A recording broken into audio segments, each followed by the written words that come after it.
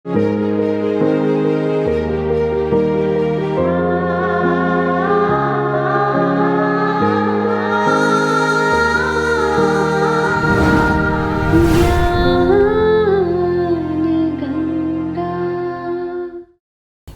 ने जब देखा कि बॉम्बे में मेरी तबीयत अच्छी नहीं रही, तो बाबा ने मुझे कलकत्ता जाने के लिए कहा, वहाँ जाने से ठीक हो जाएगी।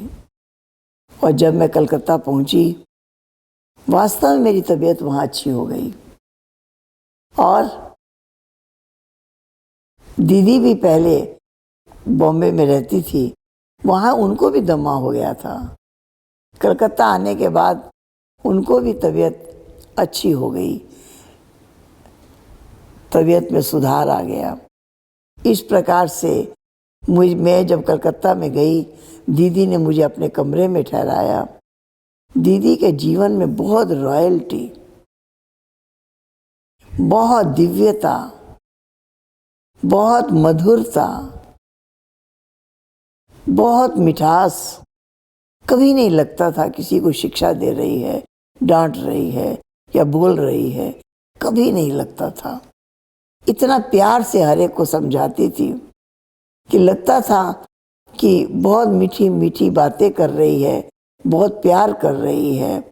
इस तरह से हमने देखा दीदी को, सभी को बहुत मीठी पालना देते हुए, बहुत मीठी प्रेरणा देते हुए देखा। इस प्रकार से उनके अंदर जो रॉयल्टी थी दीदी के अंदर, वो वंडरफुल थी। और बहुत अच्छा ऐसी अनुभूति दीदी के साथ रह करके होती थी। जो भी कार्य दीदी हमें देती, हमें कार्य करने की प्रेरणा देती थी। स्थूल कार्य करने में, किचन में मैंने एक बार ड्यूटी ले ली कि ठीक है, किचन में मैं भोजन बनाऊंगी, किचन में मैं बर्तन साफ करूंगी। इस तरीके से मैं कार्य करने लगी।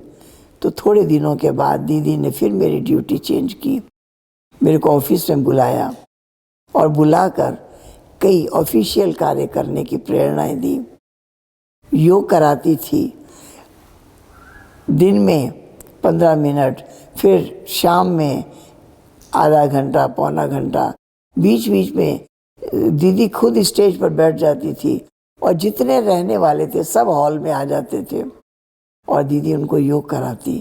दिन में 3 बार, 4 बार, 5 बार ऐसे दीदी योग कराती, एकदम पार ले जाती। और लगता नहीं था दीदी कोई मेहनत कर रही है, कोई पुरुषार्थ कर रही है। लगता था जैसे हर समय बाबा उनके नैनों में समाया ही हुआ है, हर समय जैसे बाबा उनके साथ है ही है। इस तरीके से लव में लीन, उस प्यार में मगन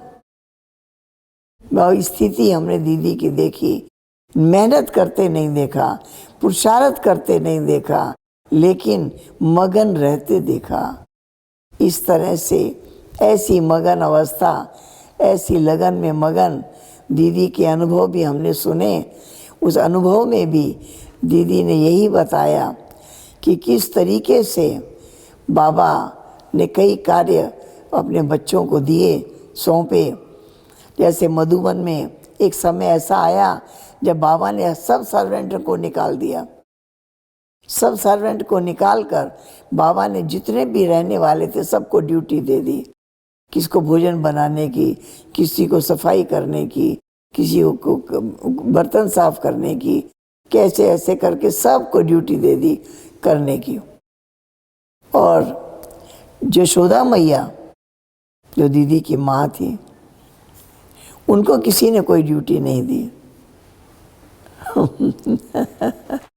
लेकिन उन्होंने रोज आना, झाड़ू लगाना शुरू कर दिया। उनको कहा कि आपको तो ड्यूटी दी नहीं है, फिर आप क्यों झाड़ू लगा रहे हैं? बोला नहीं, मेरे को देह भान आएगा कि मुझे क्यों ड्यूटी नहीं दी है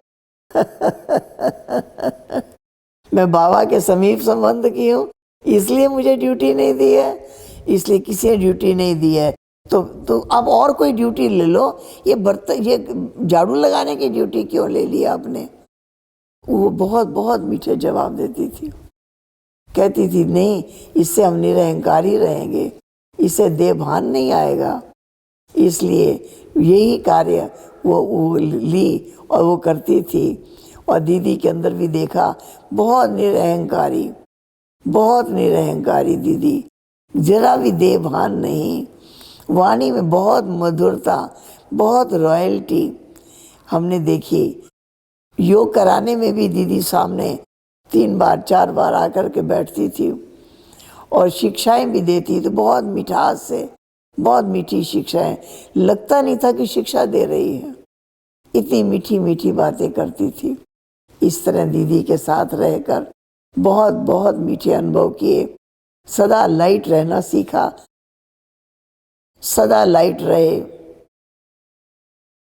और ऐसे लाइट रहते रहते फिर अनेक स्थानों पर दीदी ने सेवा के लिए भेजा, और जहाँ जहाँ भी दीदी ने सेवा के लिए भेजा, वह सेवा स्थान पर जाकर सेवा करते रहे।